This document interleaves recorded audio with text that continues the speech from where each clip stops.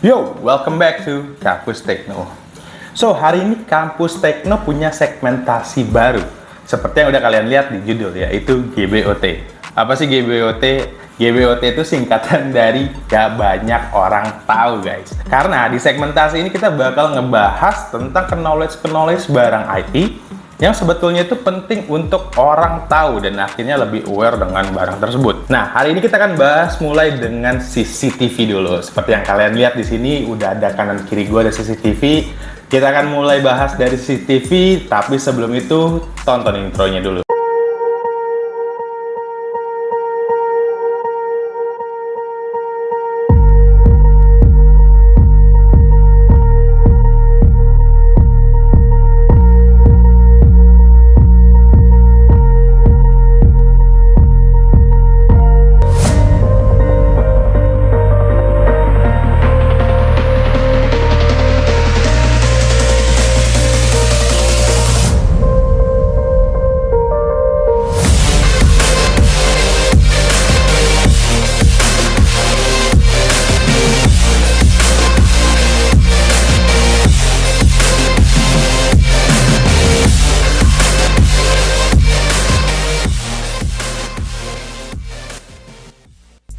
Oke, kenapa sih kita milih ngebahas tentang CCTV? Nah, ini dikarenakan kita memandang CCTV itu udah bukan lagi sebagai barang security system yang hanya diperlukan di gedung, di mall, ataupun di kantoran gitu ya. Tapi CCTV sekarang itu bahkan udah penting banget buat dipasang di rumah-rumah warga gitu loh, ataupun di rumah-rumah kalian ya.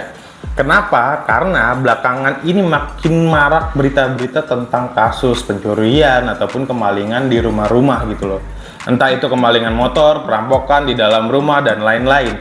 Berita itu bukan hanya sekali ataupun dua kali dalam seminggu, tapi gue bahkan hampir setiap hari ngelihat berita tentang kemalingan ataupun pencurian. So, Kampus Tekno menganalisa kira-kira apa yang dapat membantu kita semua agar dapat merasa lebih aman dan nyaman ketika kita meninggalkan ataupun berada di dalam rumah. Nah, ya jawabannya CCTV ini. Makanya di sini bisa menggambarkan CCTV ini lebih sebagai asuransi ataupun jaminan kita untuk bisa memantau keadaan di rumah ataupun sekitarnya, guys. Well, amit-amit, sekali lagi amit-amit ya. Kalau memang terjadi hal-hal yang tidak diinginkan, misal ya pencurian kendaraan ataupun aset berharga di rumah, nah CCTV ini bisa membantu kalian agar kalian lebih cepat menangkap si pelaku.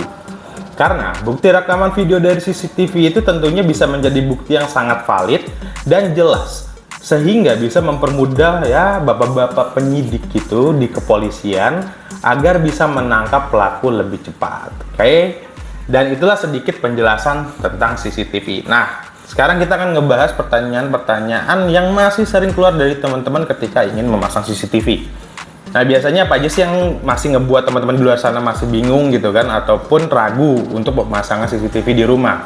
Oke, kita mulai dari yang pertama. Mostly, kebanyakan orang itu kalau pengen masang CCTV masih nggak tahu tipenya apa. So, kita akan ngebahas tipe-tipe dari CCTV dulu.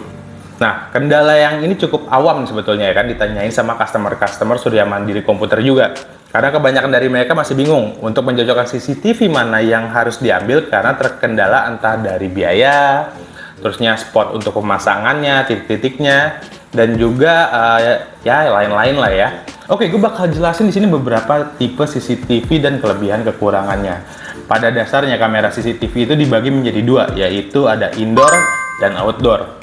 Nah, yang indoor itu biasanya harga lebih murah, tapi ketahanan lebih ringkih. Dan sesuai tipenya, kamera jenis ini hanya digunakan untuk pengawasan dalam ruangan yang notabene kondisi lebih stabil, jadi nggak perlu ketahanan yang tinggi-tinggi banget.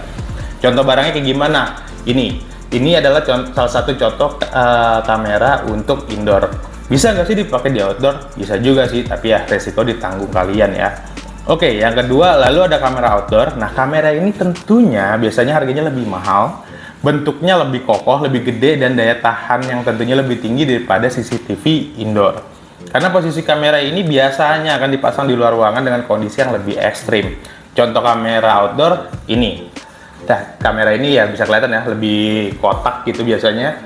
Dan untuk materialnya itu biasanya lebih kokoh dibandingin sih yang punya indoor gitu, dan harganya biasanya lebih mahal. Tapi ini yang kecil sih kayaknya, yang outer gedenya yang ini. Oke. Lanjut, untuk tipe CCTV itu pun sama, dibagi menjadi dua, yaitu analog dan IP cam. Nah, apa aja sih bedanya? Hal utama yang perlu kalian tahu, entah itu tentang CCTV analog ataupun CCTV IP cam, dua-duanya itu tetap bisa kalian akses dari jauh memakai HP, tablet, PC, ataupun laptop kalian, selama DVR ataupun NVR. DVR atau NVR bentuknya seperti ini ya. DVR atau NVR-nya ini kalian konekin ke jaringan internet kalian. Jadi tetap bisa kalian akses melalui aplikasi CCTV-nya yang tersedia. Sedangkan tipe ini dibagi menjadi hanya untuk membedakan yang analog memakai kabel koaksial dan yang IP cam memakai kabel UTP Cat5 untuk bisa terhubung ke jaringan. Itu aja bedanya guys. Dan untuk IP cam sendiri menggunakan teknologi internet protokol ataupun TCP/IP untuk menyalurkan gambar, convert gambarnya itu, sedangkan analog cam itu menggunakan teknologi video balun atau alat pengubah kabel koaksial ke kabel UTP.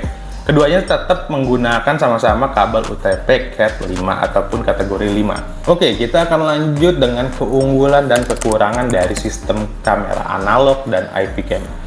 Yang pertama, keuntungan sistem kamera analog adalah tidak memerlukan pengetahuan rumit dalam mempelajarinya. Yang pertama itu analog.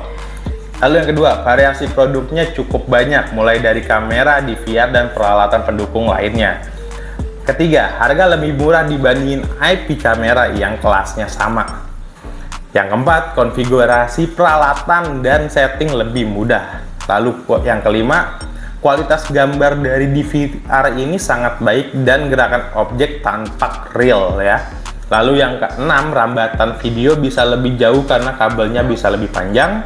Lalu yang ketujuh, harga DVR ataupun media perekamnya seperti ini bentuknya itu semakin murah. Nah, tapi kamera analog bukan berarti nggak punya kekurangannya. Kekurangannya apa aja?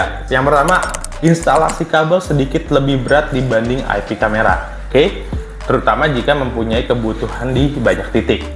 Lalu yang kedua, harga kabel koaksial dan konektor BNC lebih mahal ketimbang kabel UTP dan RJ45. Lalu yang ketiga, memerlukan kabel yang lebih banyak untuk power dan data video.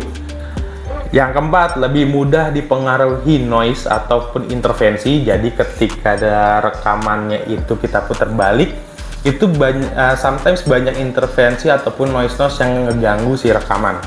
Lalu yang kelima, peralatan yang diperlukan untuk mengintegrasikan sistem bisa lebih banyak. Jadi ya instalasinya cukup repot untuk yang analog ini. Oke, kita lanjut ke IP cam. Apa aja keuntungan dan kekurangan dari si IP cam? Nah, yang pertama, IP cam sendiri itu instalasi kabel lebih sedikit dan ringkas. Lalu yang kedua, biaya kabel, konektor, dan material bantu lainnya bisa lebih murah karena memang nggak terlalu sebanyak analog. Yang ketiga, lebih tahan terhadap noise dan intervensi, jadi kebalikan dari analog yang tadi.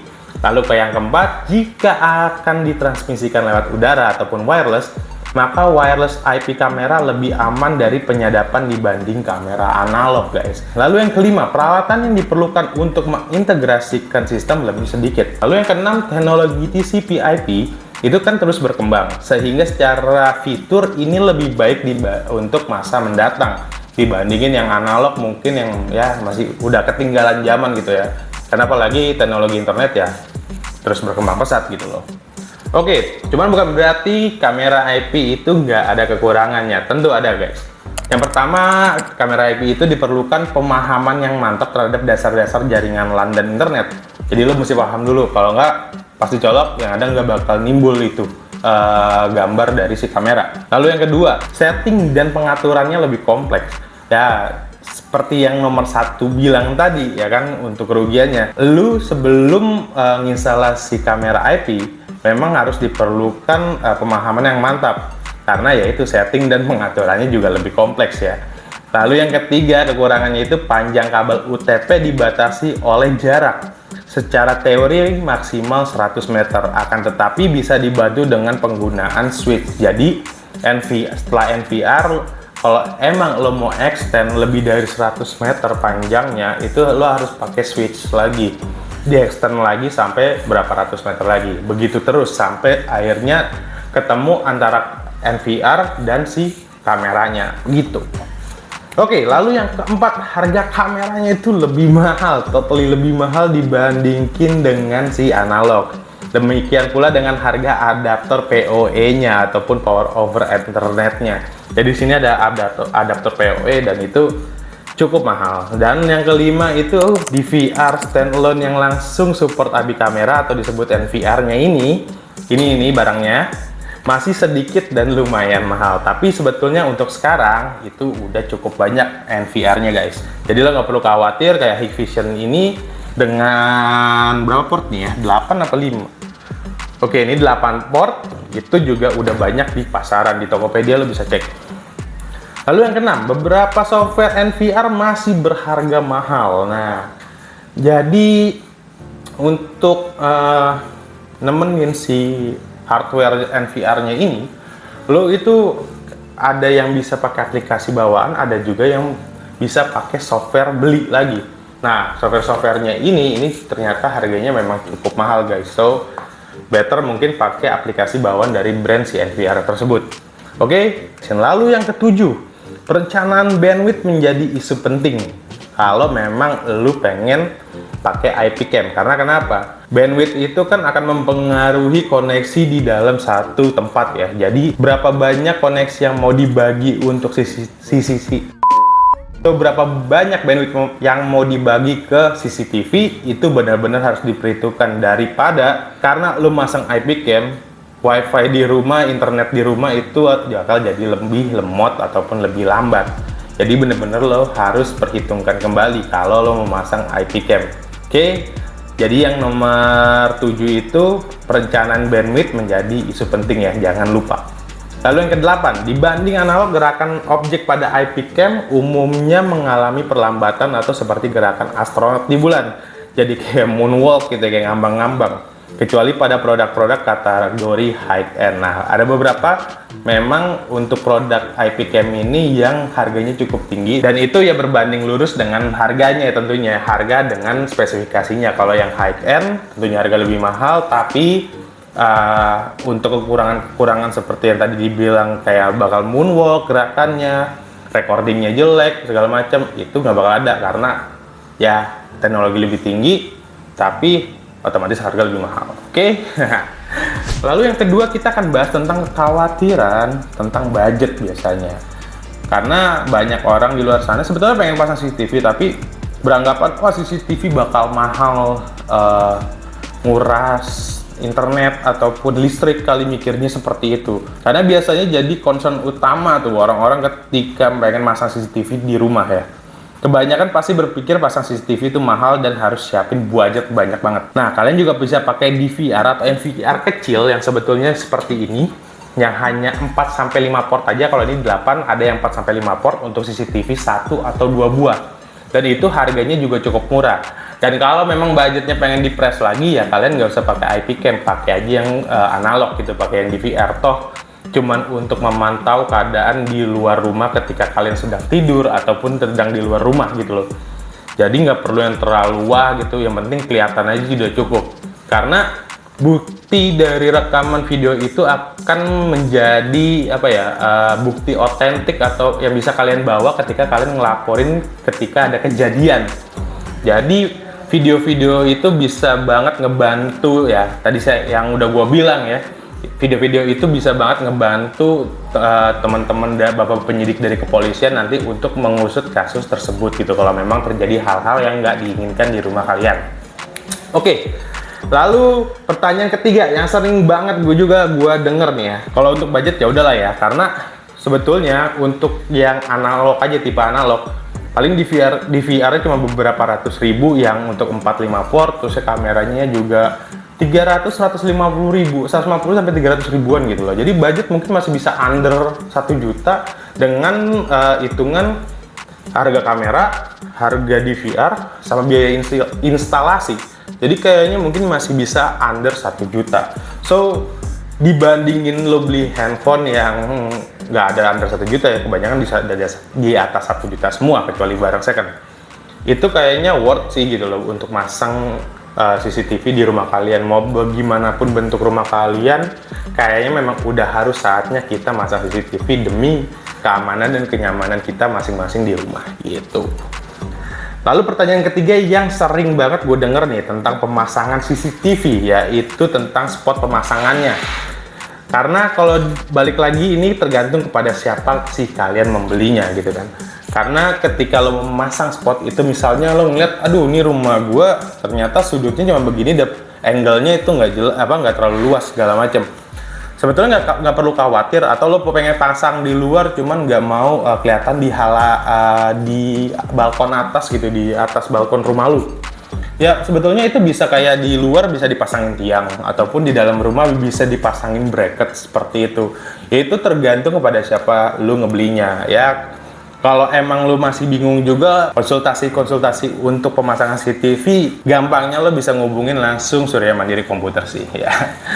Lo udah hubungin nomor kontak di bawah kalau emang lo pengen pasang CCTV di rumah. Nanti lo bisa konsul dengan marketing kita. Nah di situ ntar lo bisa curahkan segala macam apa yang lo pengen gitu, dengan spotnya, budgetnya, ataupun ya kebutuhan lo juga, CCTV-nya pengennya kayak gimana, itu lo bisa obrolin dengan mereka. Dan kalau emang lo minat, langsung telepon aja, oke? Bisa dinegosiasi juga harganya, jangan lupa. Oke, last but not least, ini pertanyaan yang paling populer. CCTV apa sih yang paling bagus gitu? Sebetulnya sama aja kalau gue bilang ya, karena balik lagi untuk kebutuhan CCTV itu kebanyakan barang elektronik lah, sama banget sama kebanyakan barang elektronik. Ya ada harga, ada kualitas, jawabannya itu. Jadi nggak ada brand mana yang lebih bagus ataupun lebih jelek. Dimanapun sama, namanya elektronik. Karena itu kayak ya sesuatu hal yang udah pasti gitu. Harga biasanya mahal ya, spesifikasi bagus. Jarang banget ada harga murah terusnya spesifikasi bagus banget gitu ya. Karena pasti walaupun spesifikasinya agak tinggi, mungkin ya quality barangnya, umurnya, durasi pemakaiannya itu dikurangin. Something like that lah, oke? So, kalau lo semua masih bingung soal CCTV, lo bisa langsung kontak marketing Surya Mandiri ya. Linknya ada di bawah sini gue taruh. Kalian bisa nanya apa saja tentang CCTV di sana, dan jangan lupa untuk follow IG, FB, TikToknya Surya Mandiri juga, karena di sana banyak konten-konten menarik lainnya selain di YouTube-nya Kampus Tekno. And I think it's enough for this first video ya, di segmentasi GBOT, nggak banyak orang tahu kali ini. Well, I hope you like it and bisa bermanfaat untuk kalian tentunya, dan jangan lupa klik like and comment and subscribe, okay? So gitu aja videonya. Thank you guys for watching and I will see you in the next video. Gue Diki, I'm out. Ciao.